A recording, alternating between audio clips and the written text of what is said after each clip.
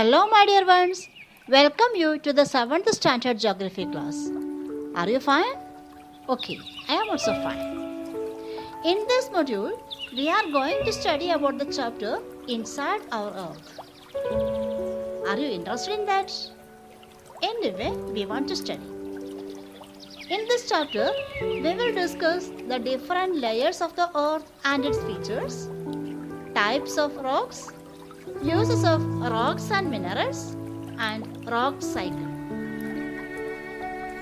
Are you ready? Yes, let's start. The surface of the earth is covered by rocks and water bodies. You know that. But what about the interior of the earth? We don't know. A detailed study of the interior of the earth is done by geologists. And what is the profit of that? It helps us to understand certain changes that occur on the Earth's surface. Can you say some changes that occur on the Earth's surface?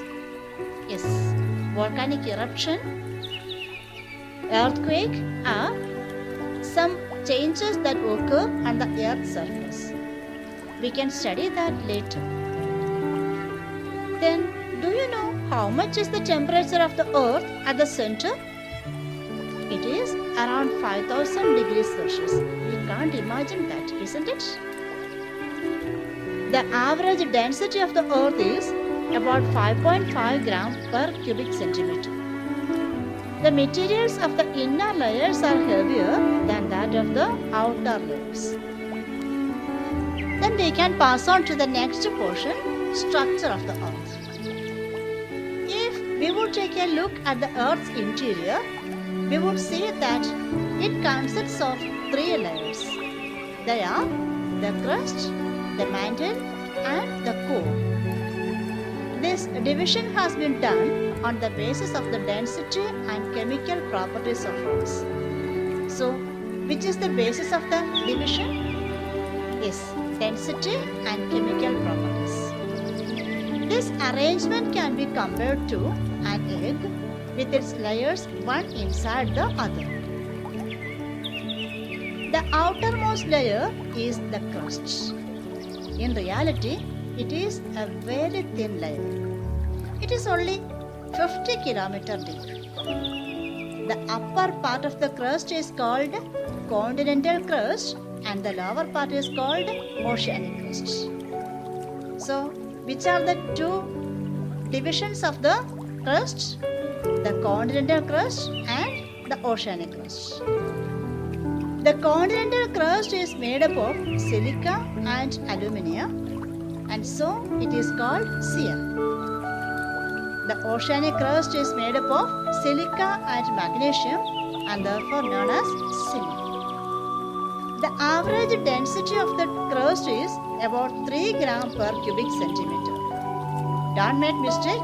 The average density of the earth is 5.5 gram per cubic centimeter and the average density of the crust is about 3 gram per cubic centimeter.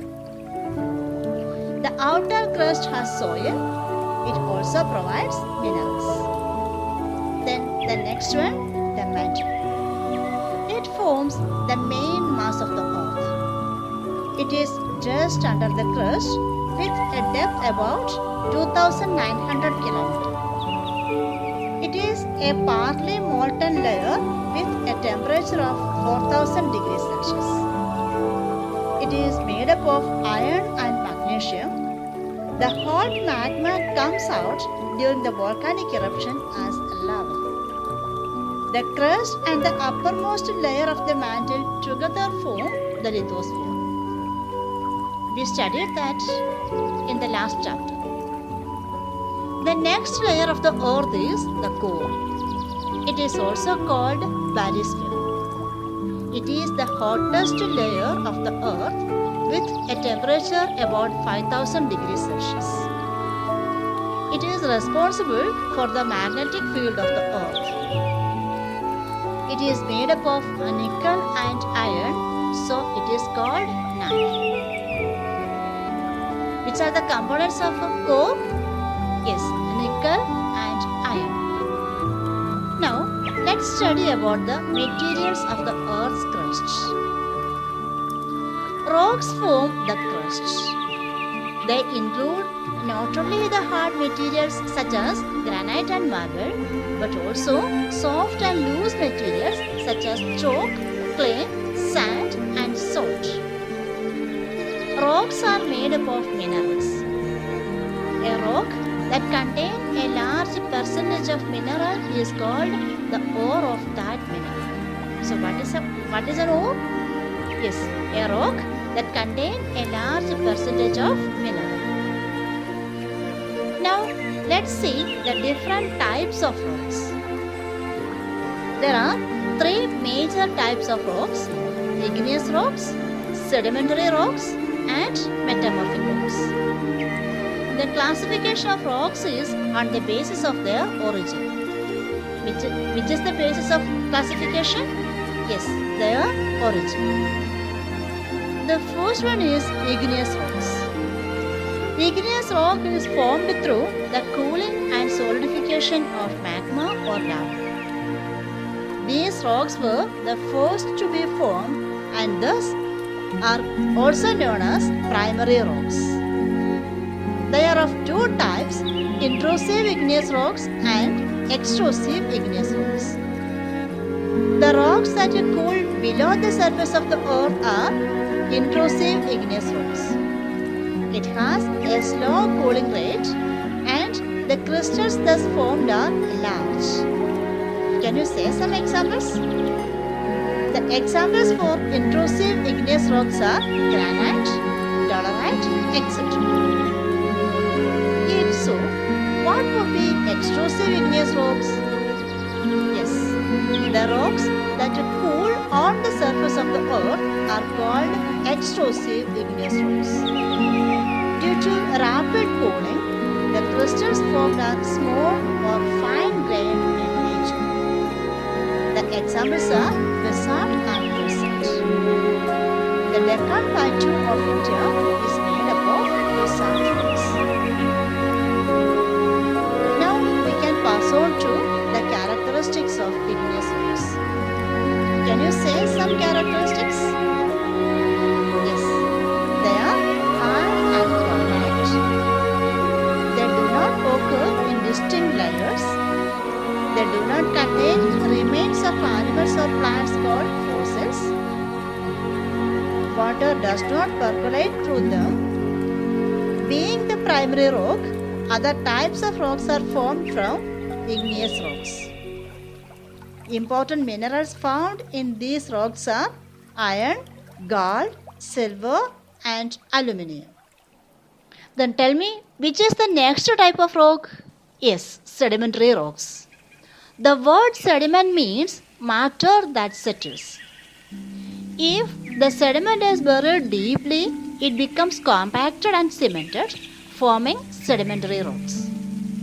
Thus, sedimentary rocks are the product of weathering, transportation, deposition, compaction, and cementation.